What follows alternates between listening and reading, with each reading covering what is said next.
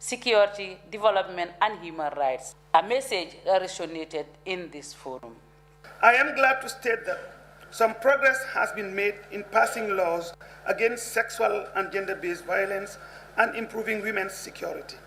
And as the Banjul Convergence debate on women, peace and security for women of West Africa and the Sahel, the meeting calls for increased participation of women at decision-making levels in conflict resolution and peace processes, and the inclusion of data on gender and conflicts in the reports of the Security Council. Sarafina Wakana, the United Nations Resident Coordinator in the Gambia, said the Open Day was designed to review the implementation of the UN Security 1325, initially carved to provide women the opportunity to be able to prevent, manage, and resolve conflicts, as well as increase their representation at all levels in national, regional, and international institutions, and to mainstream the gender perspectives in all policies and programs. I call on you, the participants, to redouble your efforts in engaging member states to ensure increased representation of women at all decision-making levels. Dr. Siga Fatima Jan, ECOWAS Commissioner for Gender and Social Affairs, dilated on the UN Security Council and the crucial role women play in conflict resolution 19 years since its adoption. Since the passage of the resolution, the ECOWAS Commission has focused on the development of numerous frameworks to guide us in our work on conflict prevention and resolution in West Africa. The Special Representative of the Secretary General of the United Nations for West Africa and the Sahel, UNOWAS, His Excellency Mr. Mohamed Ibn Chambers, said promoting peace is crucial in any development. The UN Special Representative also said that progress has been made in the increase of women in decision-making positions, citing Guinea-Bissau as an example. Last year in Praia, we launched a comparative study among West African countries, which highlighted the fact that women's political participation in West Africa still remains low, very low. The resolution also seeks to put to an end all impunity and to prosecute those responsible for genocides, crimes against humanity, and war crimes, including those relating to sexual and other violence against women and girls. The Open Day Forum was also graced by the Minister of Women, Children and Social Welfare, Honorable Fatou Kinte. This high-level participation clearly demonstrates our collective determination to address the challenges towards maintaining sustainable peace in the continent of Africa. The Gambia, said Minister Kinte, has made significant progress in the implementation of Resolution 1325. For the news, I am Bernadette Sane. Meanwhile, the Vice President of the Republic of the Gambia, Dr. Aissatou Touré, has delivered a televised statement marking International Day for Disaster Risk Reduction. Now, this year's theme aims to substantially reduce disaster damage to critical infrastructure and disruption of basic services, among them health and educational facilities, including through developing their resilience by 2030. Take a listen. And friends of the Gambia, on behalf of the government and people of the Republic of the Gambia, I take this opportunity to thank the United Nations Office for Disaster Risk Reduction on the occasion of the International Day for Disaster Risk Reduction 2019, which aims at promoting a global culture of disaster reduction, including disaster prevention, mitigation, and preparedness. It is an opportunity to acknowledge the progress being made towards reducing disaster risk and losses in lives, livelihoods, and health. The adoption of the Sendai Framework for Disaster Risk Reduction 2015-2030 has marked a new era in global efforts to reduce disasters on lives and properties for poverty alleviation as per the SDGs. I have the firm conviction that the theme for this year, Target D, substantially reduce disaster damage to critical infrastructure of basic services, among them health and educational facilities, including through developing their resilience by 2030, will significantly contribute to achieving the objectives and targets of the Sendai framework. Fellow Gambians and friends of the Gambia, since 2015, the Gambia has committed itself to invest in risk reduction through the improvement of government sectoral policies, enforcement and monitoring mechanisms to ensure that our national policy is supportive to the Sendai agenda. As a result, the current National Development Plan 2018 to 2021 has prioritized disaster risk reduction through a series of consultations with citizens, including vulnerable. The Vice President of the Gambia there highlighting efforts to enhance national resilience. Now a team of 43 personnel are set to benefit from a 3-week training in the People's Republic of China. The package came courtesy of the First Lady Fatoumata Barrow's Foundation. Beneficiaries will be trained in honey processing, packaging, beekeeping, and other important national development areas. Mijay tells us more. China-Gambia relations have seen rapid developments in diverse facets, allowing the two sister nations to work closely to strengthen long-existing bilateral relations.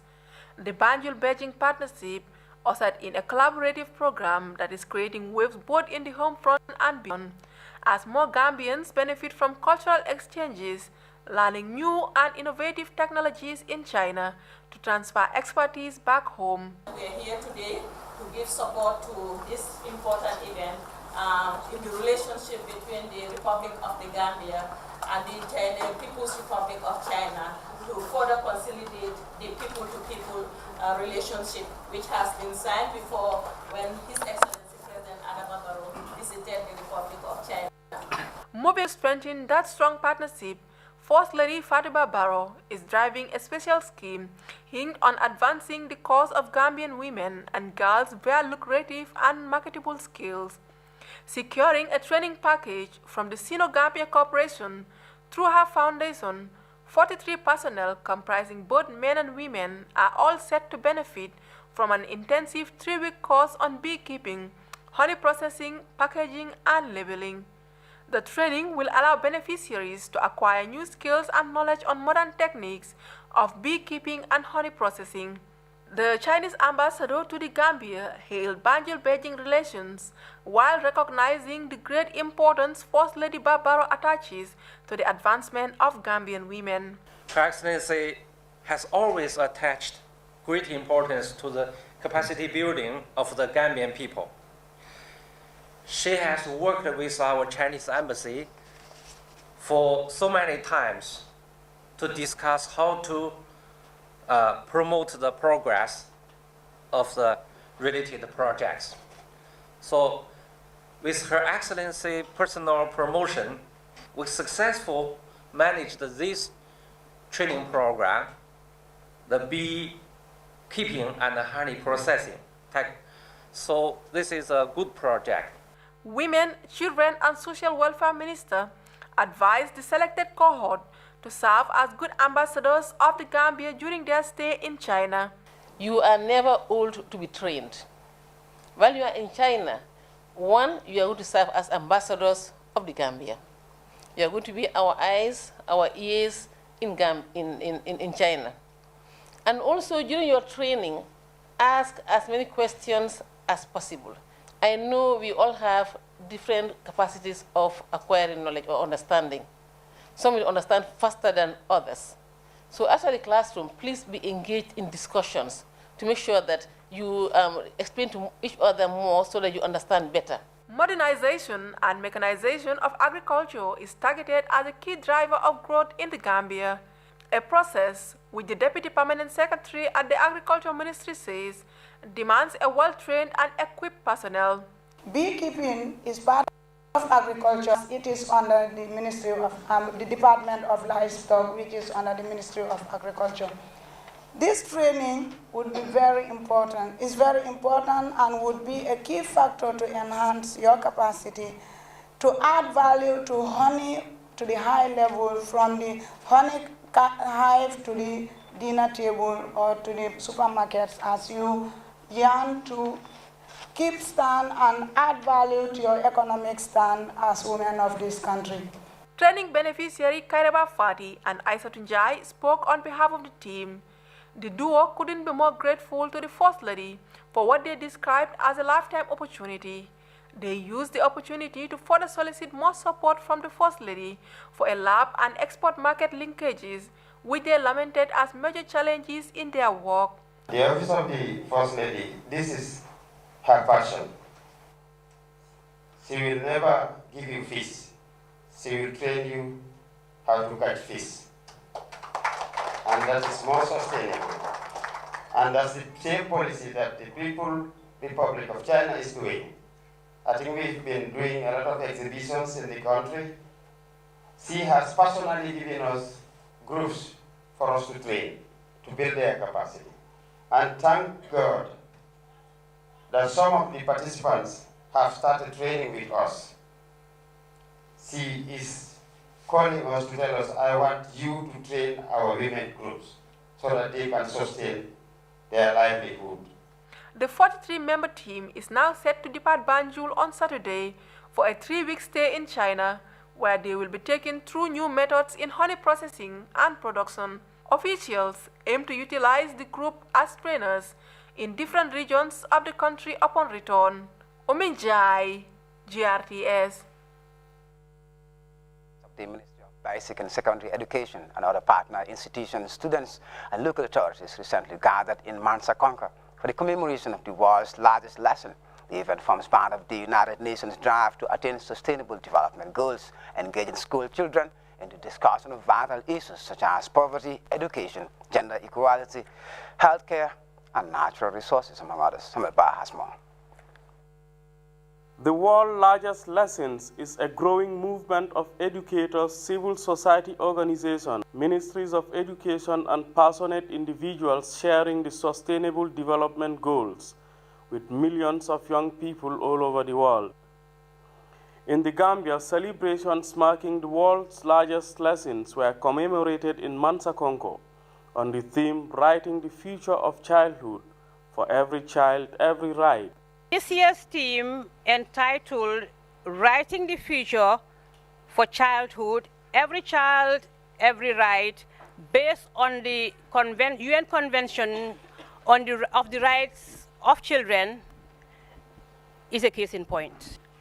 It is important in that it will provide students the opportunity to think about and discuss their rights as children, and also try to recreate an ideal world for them and other children within the country. The right for children to live free from violence or fear remains a distinct priority on the international development agenda. The UNICEF country representative, however, reminded the young people that those rights comes with responsibilities. The right of children to be protected from economic exploitation through child labor, Article 32, are few of the rights you have. But like highlight with your regional director and the chairperson, your right come with responsibility. The world's largest lessons, which is being commemorated in the Gambia for the 3rd time, is intended to expose young people to the sustainable development goals of the United Nations and accord them the opportunity to participate in lively discussions and inspire their enthusiasm in classrooms. This year's lesson will help all students to understand the United Nations Convention on the Rights of the Child.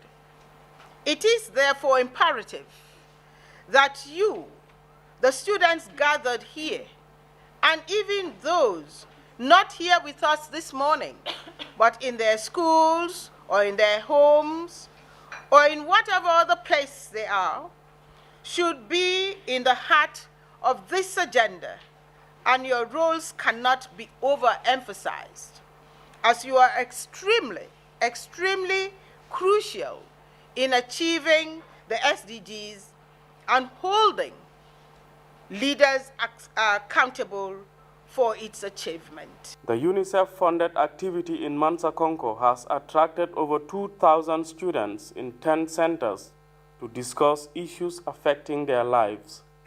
Samuel Bach, GRTS. The ambassador of the Republic of the Gambia to the Republic of Guinea-Bissau, who is also accredited to Cape Verde, His Excellency Aliou K. Jammeh, has presented his letters of credence to the President of Cape Verde, His Excellency José Carlos de Almeida Fonseca, at a ceremony held at the Presidential Palace in Praia. Areas of interest discussed for possible bilateral relationship where education, youth and sport, travel and tourism, energy, cargo and passenger air travel. Ambassador Jammeh took the opportunity to share a report on the Gambia's progress of reform and strengthening of democracy since the new government assumed power. Now, the leader of the Gambia Moral Congress, Mai Ahmed Fati, has announced his resignation as special advisor to the president at a press conference on Friday. Given a month's notice of his resignation, the GMC leader says he tendered his letter of resignation to the Personal Management Office on the 9th of October and is expected to leave office next month. The prominent politician spoke on a wide range of issues at the press conference. Byron Chalmers more. Is out of government. He was the first post-Jammeh Interior Minister and was also the first minister sacked from the coalition government. In 2019, he was appointed again as special advisor to the president. At a press conference organized with his GMC members, Mai Fati publicly announced tendering his resignation.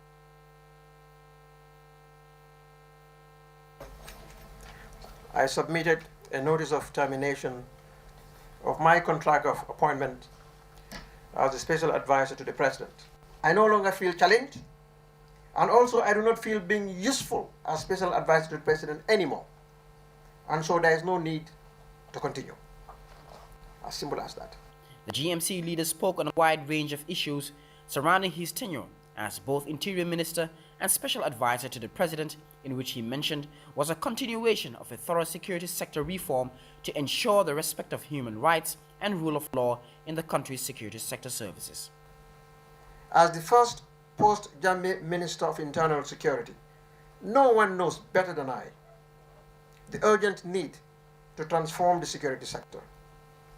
When we took over on February 1st, 2017, we inherited a security sector that was deeply politicized and not responsive to the needs of the citizenry.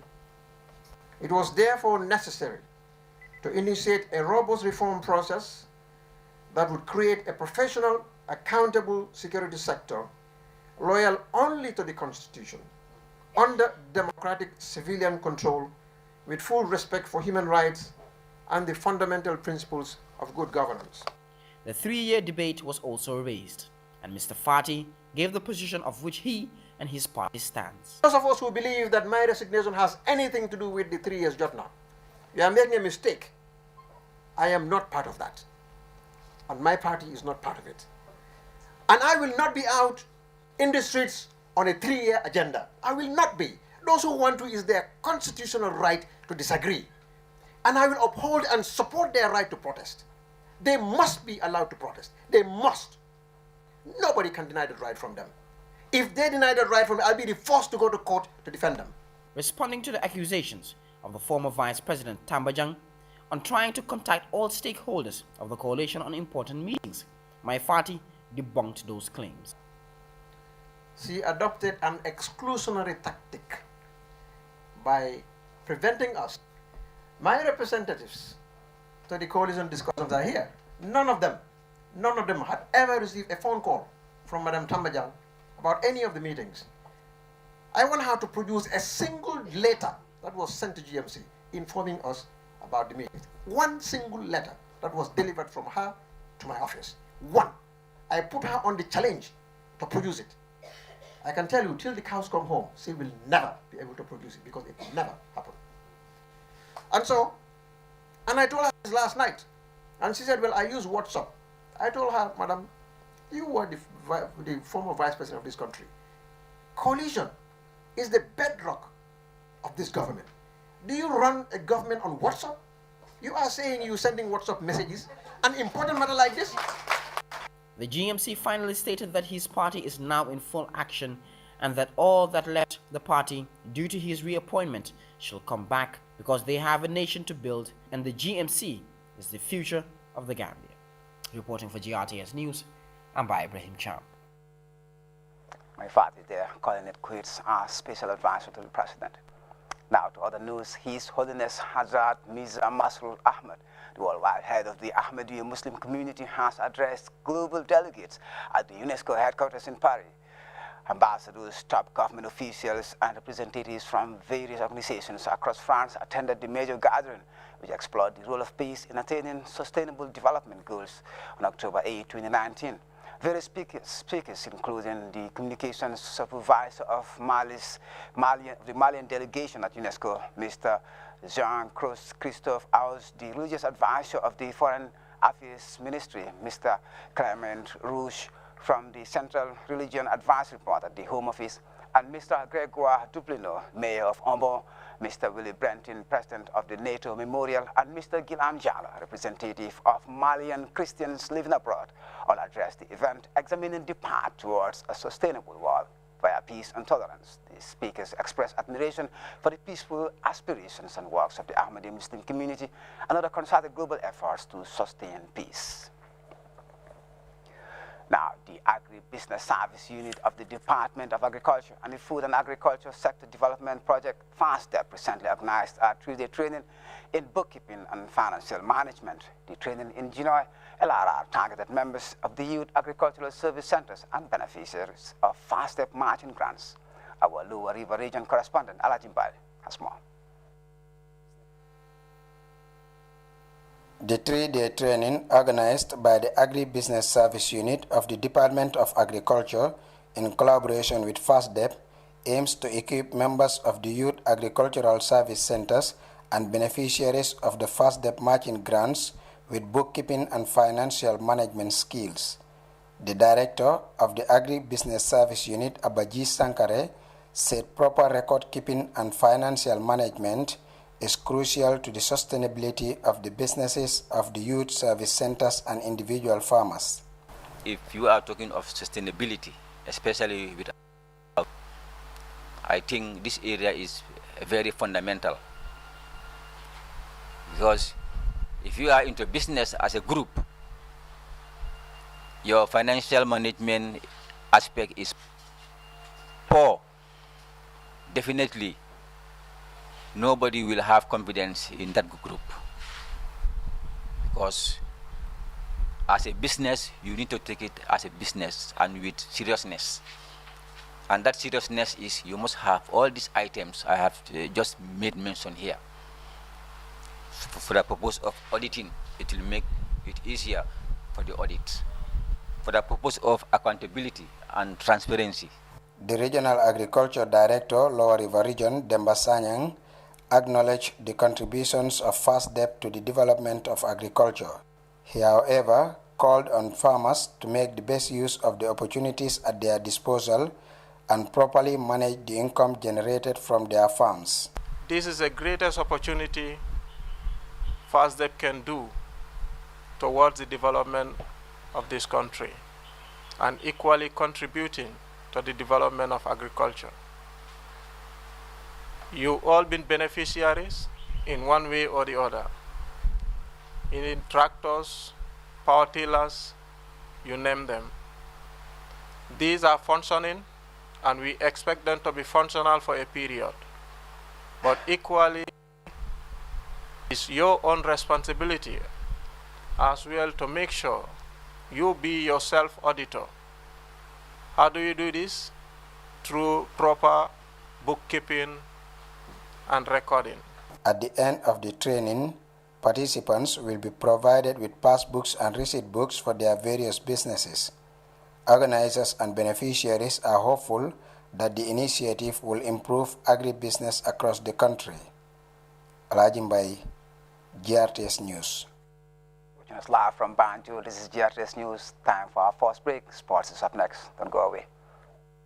Special Economic Zone is a 160-hectare mixed-use business park strategically located within the boundaries of Banjul International Airport, the Gambia. It is the only economic zone located within an airport in West Africa. Gaitaf Special Economic Zone is segmented into 4 separate zones: Commercial Zone, Industrial and Light Manufacturing, Logistics and Warehousing, Residential Zone. It is a highly secured economic zone with top-notch infrastructure, with eco-friendly buildings and beautiful landscaping. With attractive incentives and access to a pool of labor within the Gambia and the sub-region, the Gaitaf Special Economic Zone has already completed warehouses available to investors.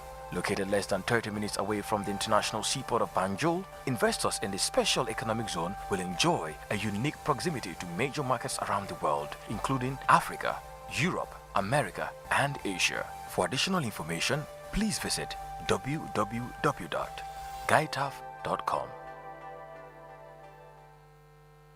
For the first time in the Gambia, your favorite GSM operator, Africell, is the first and only GSM operator to launch a brand new technology called the eSIM. The eSIM simply means you can use your phone without a SIM card. Do you have an iPhone XS, iPhone XS Max, or a Google Pixel 3? If you do, then walk into any Africell customer care center and activate your eSIM today. With your virtual Africell SIM, you can use more than one number without having a physical SIM card in your phone. Enjoy this brand new technology for the first time in the Gambia, brought to you by Africell. eSIM, your phone without a SIM card. For more information, please call 111. Where Africell goes, nobody dares to follow.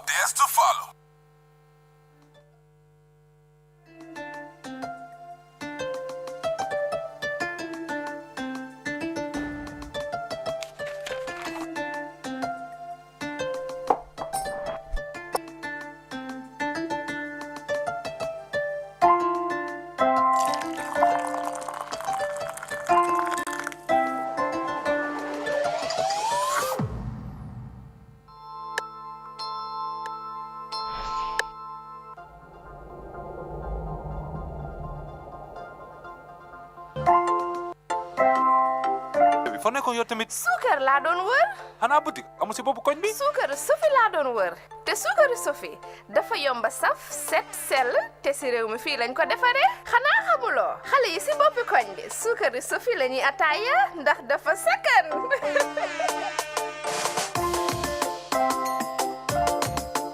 Sofi daal moo fi mën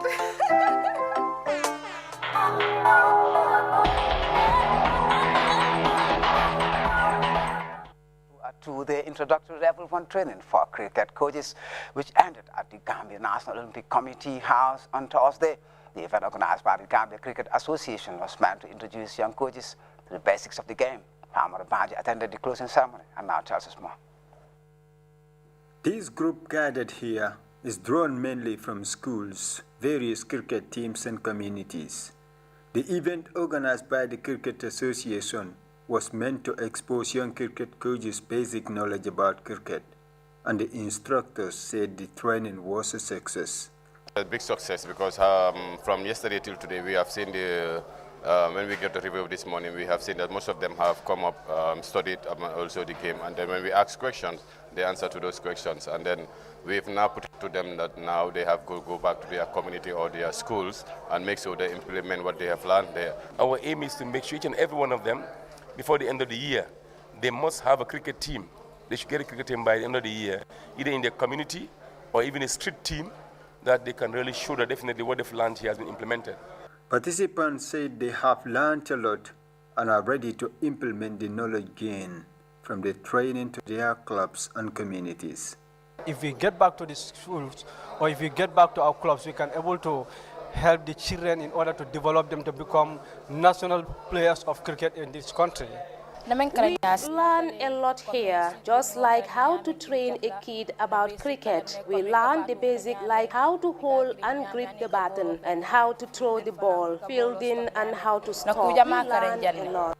The training facilitators said they will continue to support the young coaches and closely monitor their progress in developing cricket across their communities and regions. At the end of the training, certificates were presented to all the participants, acknowledging their participation in the Level 1 introductory training course.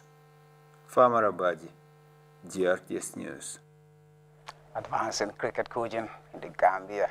Now, this is GRTS News. A quick look at our top stories before we go. Dozens of delegates from the sub-region have gathered in Banjul for a day-long discussion on the United Nations Security Council Resolution 1325. The Vice President, Dr. Aissatou Touré, has underscored the Gambia's commitment to the building of national resilience amid the global commemoration of International Day for Disaster Risk Reduction and reaping the benefits of Sino-Gambia cooperation. Over 40 Gambians have benefited from a major training program in China, courtesy of the First Ladies Foundation. Elsewhere, anti-government riots have gripped Ecuador as angry protesters demand government restore fuel subsidies amid a dire economic situation in the South American nation. And U.S. and Chinese negotiators are making frantic efforts to iron out differences during a second day of talks over the retaliatory trade war. That's all in this edition of the news. Thanks for the pleasure of your company, and come back again at 2200 hours for more news and updates.